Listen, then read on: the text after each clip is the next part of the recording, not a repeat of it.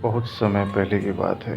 एक महाज्ञानी पंडित हिमालय की पहाड़ियों में कहीं रहते थे। लोगों के बीच रहकर वे थक चुके थे और अब ईश्वर की भक्ति करते हुए सादा जीवन व्यतीत करना चाहते थे।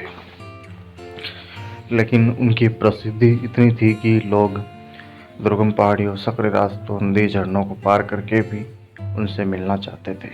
उनका मानना था कि ये विद्वान उनकी हर समस्या का समाधान कर सकता है। इस बार भी कुछ लोग ढूंढते हुए उनकी कुटिया तक आ पहुंचे। पंडित जी ने उन्हें इंतजार करने के लिए कहा। 3 दिन बीत गए। अब और भी कई लोग वहां पहुंच गए। जब लोगों के लिए जगह कम पड़ने लगी, तब पंडित जी बोले, आज मैं आप सभी के प्रश्नों का उत्तर दूंगा, पर आपको वचन देना होगा कि यहाँ से जाने के बाद आप किसी और से इस स्थान के बारे में नहीं बताएंगे, ताकि आज के बाद में एकांत में रहकर अपनी साधना कर सकूं। चलिए, अपनी अपनी समस्याएं बताइए।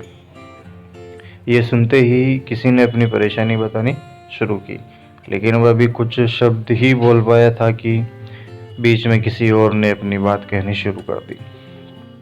सभी जानते थे कि आज के बाद उन्हें कभी पंडित जी से बात करने का मौका नहीं मिलेगा, इसलिए वह सब जल्दी से जल्दी अपनी बात रखना चाहते थे।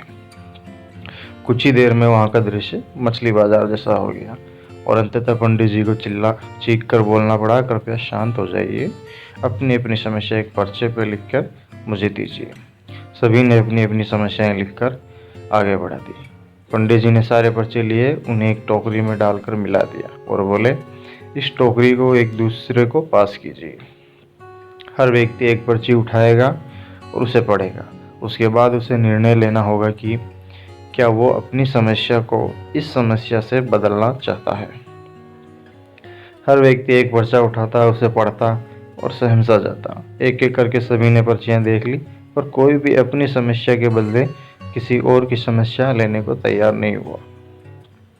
सबका यही सोचना था कि उनकी अपनी समस्या चाहे कितनी बड़ी क्यों ना हो, बाकी लोगों की समस्या जितनी गंभीर नहीं है। 2 घंटे बाद सभी अपनी अपनी पर्ची हाथ में लिए लौटने लगे।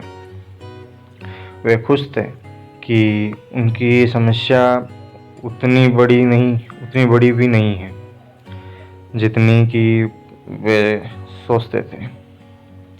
फ्रेंड्स, ऐसा कौन होगा जिसकी लाइफ में एक भी प्रॉब्लम ना हो? हम सभी के जीवन में समस्याएं हैं। कोई अपनी हेल्थ से परेशान है तो कोई लैक ऑफ वेल्थ से। हमें इस बात को एक्सेप्ट करना चाहिए कि लाइफ है तो छोटी बड़ी समस्याएं आती ही रहेंगी। ऐसे में दुखी होकर उसी के बारे में सोचने से अच्छा है कि हम अपना ध्यान उसके निवारण में लगाएं, और अगर उसका कोई सॉल्यूशन ही ना हो तो अन्य प्रोडक्टिव चीज़ों पर फोकस करें। हमें लगता है कि सबसे बड़ी समस्या हमारी ही है, पर यकीन मानिए इस दुनिया में लोगों के पास इतनी बड़ी बड़ी प्रॉब्लम्स है कि हमारे तो उनके सामने कुछ भी नहीं है। इसलिए ईश्वर ने जो भी दिया है उसके लिए थैंकफुल रहिए और एक खुशहाल जीवन जीने का प्रयास करिए।